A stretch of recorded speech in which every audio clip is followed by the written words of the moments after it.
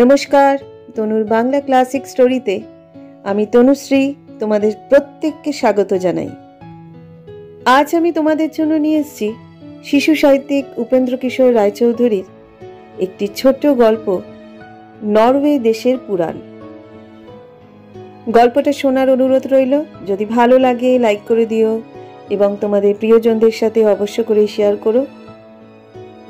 আর হ্যাঁ, গল্পের শেষে তোমাদের মতামত জানাতে ভুলো না কিন্তু। এরকম আরও নতুন নতুন গল্পের সন্ধান পেতে হলে যারা এখনো পর্যন্ত আমার চ্যানেলটাকে সাবস্ক্রাইব করোনি তারা অবশ্য করেই আমার চ্যানেলটাকে সাবস্ক্রাইব করে দিও এবং পাশে থাকা বেল আইকনটি ক্লিক করে দিও, যাতে নতুন নতুন গল্পের সমস্ত নোটিফিকেশন সবার আগে তোমাদের কাছে পৌঁছয়। তাহলে চলো আর দেরি না করে শুরু করছি উপেন্দ্র কিশোর রায়চৌধুরীর একটি ছোট গল্প, নরওয়ে দেশের পুরাণ। আমাদের দেশের পুরাণে যেমন দেবতা আর অসুরের গল্প আছে, পুরাতন নরওয়ে আর সুইডেন দেশের পুরাণেও তেমনই সব দেবতা আর অসুরের কথা লেখা আছে।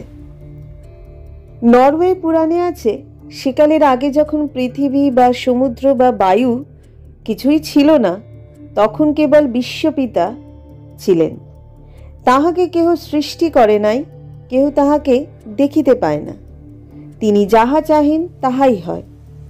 সৃষ্টির আগে চারিদিকে শূন্য আর অকার ছিল।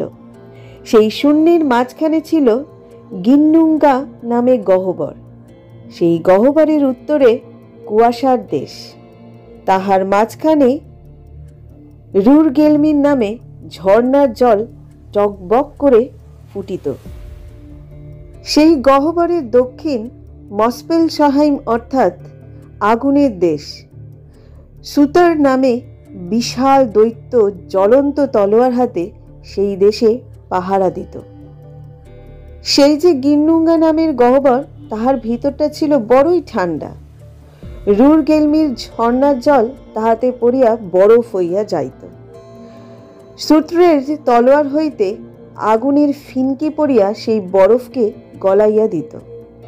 সেই আগুন আর বরফের লড়াই হইতে গিন্নুঙ্গা গহ্বরের ভিতরে ইমির নামক অতি ভীষণ দৈত্য আর আদমলা নামে গাছ জন্মাইল।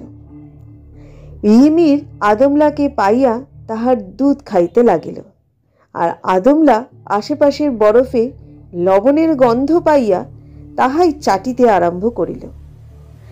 চাটিতে চাটিতে সেই বরফের ভিতর হইতে একটি দেবতা বাহির হইলেন। তাহার নাম বুড়ি। এই ইমির হইতে অসুর আর বুড়ি হইতে দেবতাগণের জন্ম। আর জন্মাবধি অসুর আর দেবতার বিবাদ। যুগ যুগ ধরিয়া সেই বিবাদ চলিতে থাকে। শেষে অনেক যুদ্ধের পর দেবতারা ইমিরকে মারিয়া ফেলিলেন। আর যত অসুরই ছিল, ইমিরের রক্তের বন্যায় সকলেই ডুবিয়া মরে। বাকি থাকে কেবল বার্গলমির আর তাহার স্ত্রী। এই দুজনে একখানি নৌকায় করিয়া সকল জায়গার শেষে একেবারে ব্রহ্মাণ্ডের কিনারায় গিয়া ঘর বাঁধিল। সেই স্থানের নাম হইল জোতন আহিম বা দৈত্যপুরী। সেই দৈত্যপুরীতে অসুরের বংশ বাড়িতে লাগিল। দেবতা অসুরের বিবাদও আবার জাগিয়া উঠিল। এদিকে অসুরেরা সব মরিয়া যাওয়াতে দেবতারা কিছুদিনের জন্য যেন একটু আরাম পাইলেন। তখন তাহাদের মনে হইল যে চারিদিকে কেবলই শূন্য আর কুয়াশা আর আগুন আর বরফের লড়াই দেখিতে একটুও ভালো লাগে না। তাই তাহারা সকলে মিলিয়া যুক্তি করিলেন যে চলো আমরা ইমিরের দেহ হইতে গাছপালা, নদ নদী আর পাহাড় পর্বতের সৃষ্টি করি। এই বলিয়া তাহারা ইমিরের বিশাল দেহটাকে সকলে মিলিয়া গড়াইয়া গিন্নুঙ্গা গহ্বরে নিয়া ফেলিলেন। তাহাতে গহ্বর বুঝিল, এই সৃষ্টি রাখিবার একটা জায়গাও জুটিল। ইমিরের রক্তে সমুদ্র তো আগেই হইয়াছিল, উহার মাংসে মাটি গড়িতে বেশি বেগ পাইতে হইল না। হাড় আর দাঁত হইল পাহাড় পর্বত। চুল দাড়ি হইল গাছপালা, মাথার খোলটা হইল আকাশ, মগজগুলি হইল মেঘ। কাছেই আগুনের দেশ ছিল, সেখানে সেই সুতার নামক দৈত্য থাকিত। সেইখানকার আগুনের ফিনকি দিয়া চন্দ্র সূর্য আর তারা হইল। এদিকে কিন্তু ইমিরের মাংস পচিয়া তাহাতে পোকা ধরিয়াছে। দেবতারা ভাবিলেন, তাই তো, এই পোকাগুলিকে কি করা যায়? এগুলি হইবে পরী, ভূত আর বামন। পরীরা দেখিতে ভারী সুন্দর, তাহারা আকাশ আর পৃথিবীর মাঝখানে থাকে, চাঁদের আলোতে খেলা করে, প্রজাপতির পিঠে চড়িয়া ফুলগুলিকে ফুটাইতে আসে, আর নানা মতে লোকের উপকার করে। ভূত আর বামনগুলি দেখিতে যেমন বিশ্রী তেমনই দুষ্টু। তাহারা মাটির নিচে থাকে, সোনা রূপা মণি মাণিকের সন্ধান রাখে, আর লোকের মন্দ করিতে রাত্রে বাহিরে আসে। দিনে তাহাদের মাটির উপরে আসিবার হুকুম নাই, আসিলে পাথর হইয়া যায়। সকলের মাঝখানে দেবতারা আগেই তাহাদের নিজের থাকিবার জায়গা রাখিয়াছিলেন। সেই জায়গার নাম আসগার্ড বা স্বর্গ।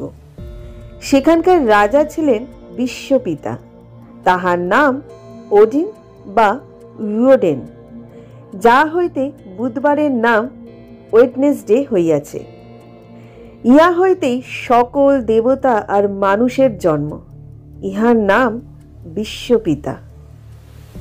স্বর্গের সকলের চেয়ে উঁচু সিংহাসনে ওডিন তাহার রানী ফ্রিগার সহিত বসিয়া স্বর্গ মর্ত পাতাল কোথায় কি হইতেছে তাহার সংবাদ লইতেন। কিছুই তাহার চোখ এড়াইতে পারিত না।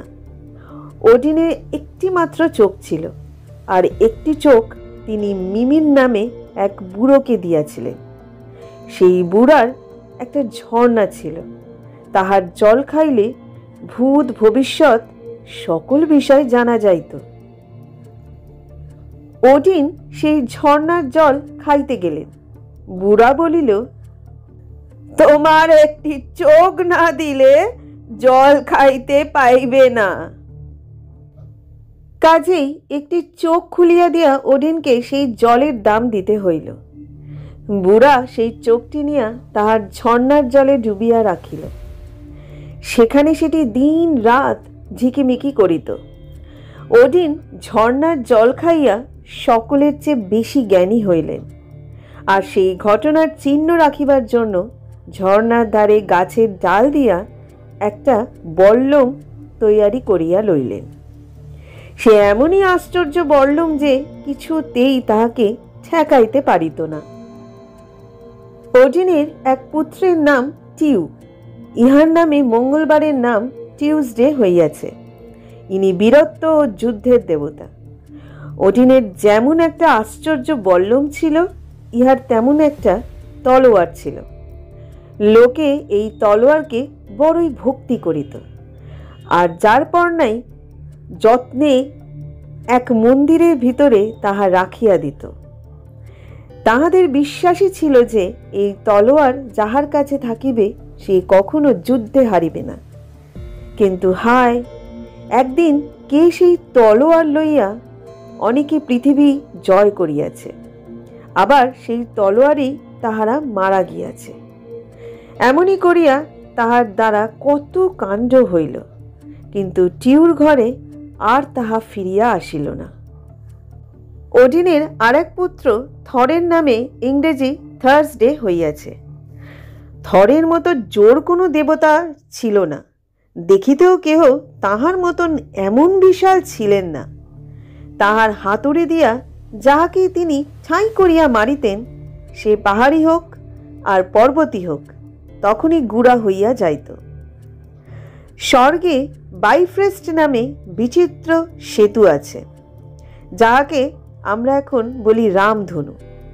সেই সেতুর উপর দিয়া দেবতারা যাওয়া আসা করিতেন, অর্থাৎ আর সকল দেবতারাই করিতেন, কিন্তু থর কখনো সেই সেতুর উপর দিয়া যাইতেন না, গেলে তাহা ভাঙিয়া পড়িত।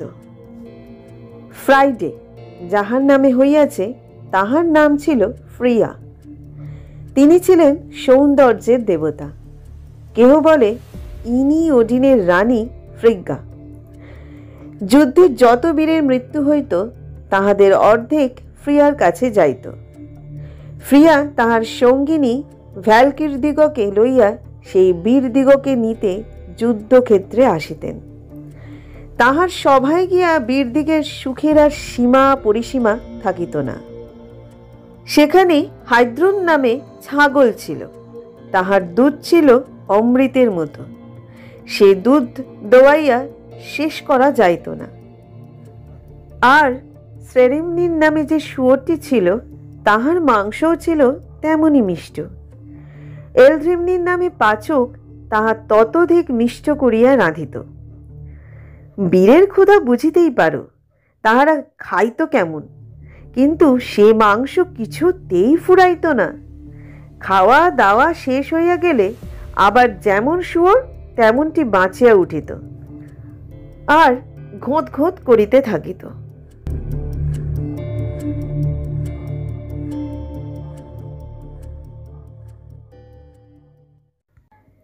এতক্ষণ তোমরা শুনলে একটি ছোট ঐতিহাসিক কাহিনী, নরওয়ে দেশের পুরাণ। গল্পটি শুনতে কেমন লাগলো অবশ্যই কিন্তু তোমরা তোমাদের মতামত কমেন্টে জানিও। আজকের মতো বিদায় নিচ্ছি, আবার আসবো আরেকটা নতুন গল্প নিয়ে। সবাই ভালো থেকো, সুস্থ থেকো এবং অবশ্যই সুরক্ষিত থেকো।